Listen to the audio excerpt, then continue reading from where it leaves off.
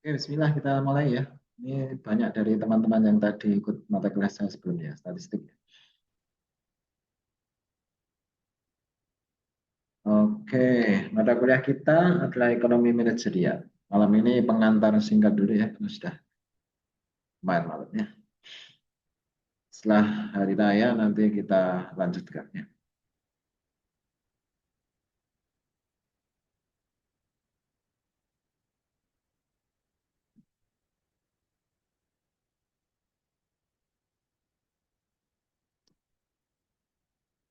Oke, ini mata kuliah kita ya, ekonomi manajerial. Apa itu ekonomi manajerial? Nah, ini ada diagram yang bisa menunjukkan apa itu manajerial, kurang lebihnya ya. Kurang lebihnya seperti ini, kurang lebihnya. Ekonomi manajerial itu yang pertama dia terkait dengan konsep ekonomi ya. Kerangka kerja untuk keputusan ini nanti kita akan dikenalkan dengan teori perilaku konsumen. Banyak ya pengambilan keputusan, preferensi, gaya hidup dan sebagainya macam-macam ya. Dan ada teori perusahaan, bagaimana cara mengelola kinerja pegawai, bagaimana cara meningkatkan komitmen organisasi, ya, banyak. Dan teori struktur dan penetapan harga pasar ini juga masuk ya, struktur pasar dan penetapan harga pasar. Kemudian juga terkait dengan masalah keputusan manajemen secara umum ya di perusahaan. Ini yang umum adalah masalah harga dan keluaran produk. Bagaimana pihak manajemen menentukan harga yang tepat, bisa bersaing. Selain itu juga menguntungkan bagi pihak perusahaan. Dan bagaimana pihak perusahaan juga menentukan produk-produk yang akan dikeluarkan. Masalah keputusan manajemen juga terkait dengan membeli atau membuat atau membeli. Misalkan ya, perusahaan mau menjalankan sebuah bisnis, maka dia harus memutuskan kita ini mau membuat sendiri atau cukup membeli kemudian dijual lagi. Nanti itu juga salah satu keputusan manajemen. Kemudian teknik produksi, teknik apa yang digunakan untuk melakukan produksi, kemudian tingkat persediaan yang aman bagi perusahaan, kemudian media dan intensitas periklanan, media apa yang akan digunakan untuk mengiklankan produk-produk, mengiklankan layanan-layanan yang ada, kemudian intensitasnya seperti apa, kapan waktu-waktu iklan mau ditampilkan. Kalau dulu media televisi dominan, kalau sekarang media banyak sekali ya, media sosial pun banyak sekali. Media-media yang bisa digunakan untuk beriklan pun banyak sekali. Sehingga nanti pihak perusahaan harus melakukan pengambilan keputusan dan tentu harus disesuaikan dengan segmen pasarnya. Harus menggunakan media yang banyak digunakan oleh pelanggan potensial atau pelanggan existing. Kemudian penerimaan dan pelatihan tenaga kerja ini juga sangat menentukan ya dalam proses seleksi, rekrutmen, gimana kemudian gimana untuk melatih tenaga kerja yang sudah ada, bagaimana cara mempertahankan supaya tingkat turnover-nya tidak terlalu tinggi, bagaimana supaya tidak terjadi burnout, kelelahan pada pekerja, kemudian juga terkait dengan investasi dan pendanaan. Kemudian yang ketiga adalah ilmu keputusan, alat dan teknik analisis, analisis numerik. Kalau sesuatu bisa diukur, maka bisa diatur ya. Kalau sesuatu tidak bisa diukur, maka susah diatur. Numerik pakai angka ya, analisisnya pakai angka, base data berdasarkan data dan estimasi statistik. Jadi nanti statistik itu akan sangat membantu ya dalam kegiatan manajerial perusahaan, dalam proses pengambilan keputusan dan ada teknik peramalan. Jadi juga ada ya, bagaimana kita meramalkan permintaan pasar pada 2 bulan ke depan atau permintaan pasar pada tahun depan, namanya peramalannya. Sehingga pihak perusahaan bisa menyesuaikan, oh berarti kalau permintaan pasarnya sekian besar, saya harus memproduksi berapa banyak ramalan. Dan ada teori permainan yang bisa digunakan sebagai alat untuk pengambilan keputusan, kemudian ada optimasi. Optimasi itu mengoptimalkan, baik optimasi produksi, optimasi kegiatan masalah, optimasi yang lain-lainnya. Nah, kemudian ekonomi manajerial itu dia menggunakan ketiga hal ini ya, konsep ekonomi, masalah keputusan manajemen, kemudian ilmu keputusan. Ekonomi manajerial dia penggunaan konsep ekonomi dan metodologi ilmu keputusan untuk memecahkan masalah-masalah keputusan manajerial. Jadi menggunakan konsep ekonomi dan ilmu keputusan untuk memecahkan yang tiga ini. Menggunakan konsep ekonomi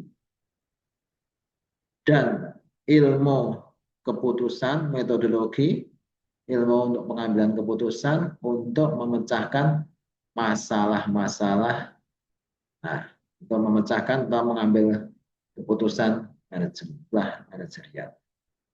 Jadi dengan kita belajar diharapkan nanti bisa menghasilkan pemecahan yang optimal terhadap masalah-masalah keputusan manajerial.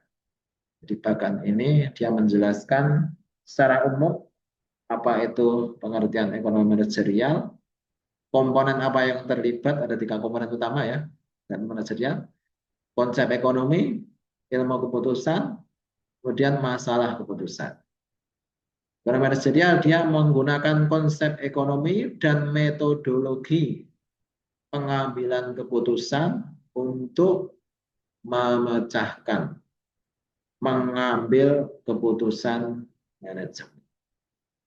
Diharapkan setelah kita belajar, kita bisa melakukan pemecahan yang optimal terhadap masalah-masalah keputusan manajerial. Oke, tadi ya, kurang lebihnya itu ya. Ekonomi manajerial adalah cabang ilmu ekonomi yang mengaplikasikan teori ekonomi dalam pengambilan keputusan bisnis dan manajerial. Ada beberapa ahli, macam-macam ya. Penerapan teori ekonomi dalam pengambilan keputusan bisnis. Hubungan teori ekonomi dengan praktek bisnis untuk efisiensi dan profitabilitas. Ruang lingkupnya, nanti kita akan belajar teori ekonomi, baik mikro maupun makro. Nanti kita belajar apa itu teori, apa itu ekonomi mikro, apa itu ekonomi makro, walaupun tidak ini. Kalau dulu dia jadi satu mata kuliah khusus ya, ekonomi mikro, ekonomi makro. Tapi sekarang dia masuk di ekonomi manajerial ya. Walaupun pembahasannya tidak terlalu dalam, tapi nanti paling tidak bisa menjadi pengantar bagi kita untuk sedikit memahami ekonomi mikro, ekonomi makro, dan alat analisis ekonomi, kemudian strategi pengambilan usaha.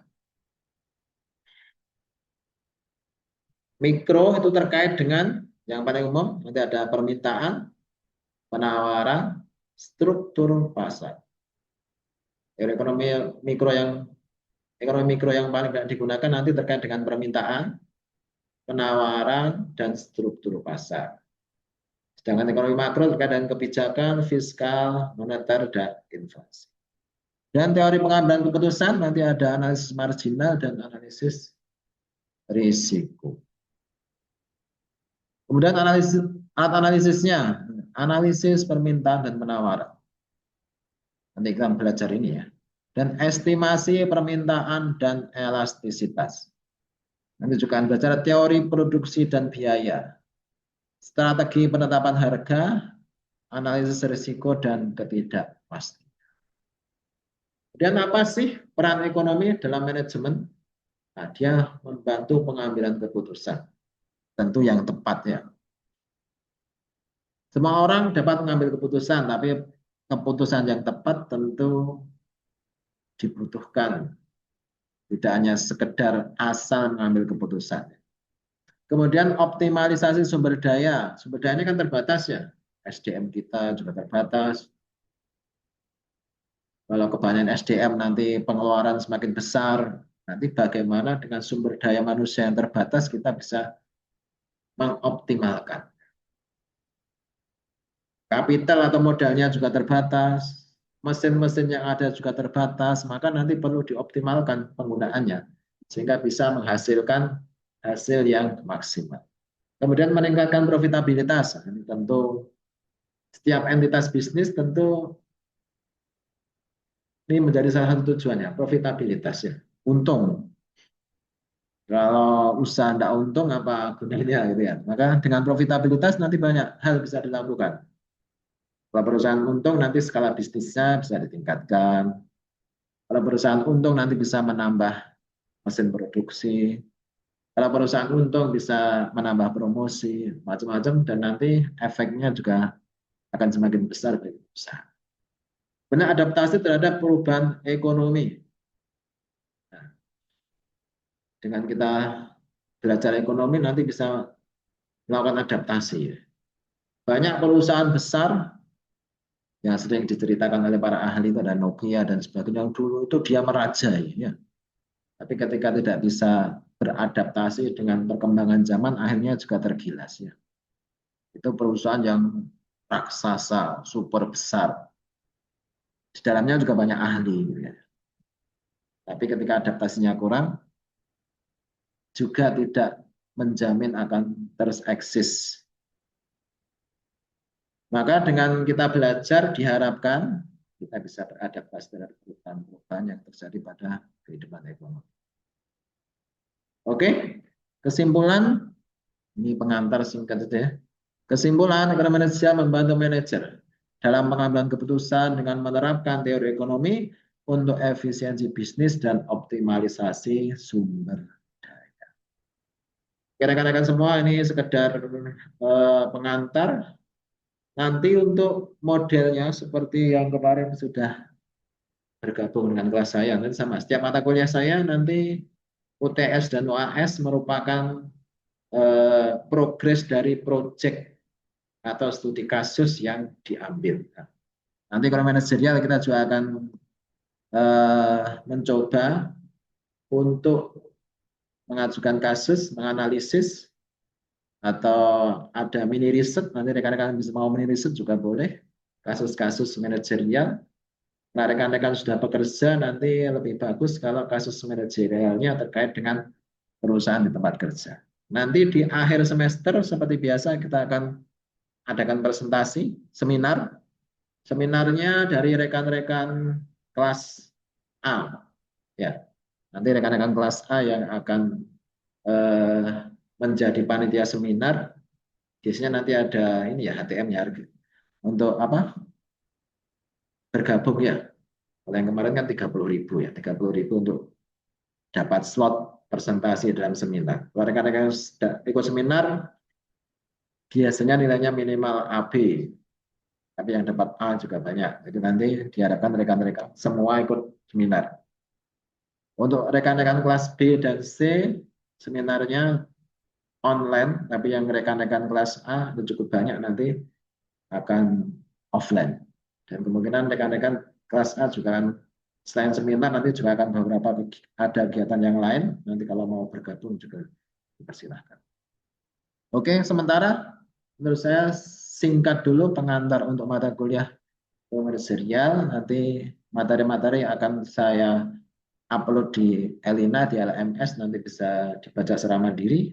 Dan nanti juga ada beberapa buku referensi tersedia online, kita bisa download. Nanti akan saya share juga di LMS, sehingga nanti rekan-rekan juga bisa belajar secara mandiri. Ya. Satu SKS itu kalau tidak salah 45 jam.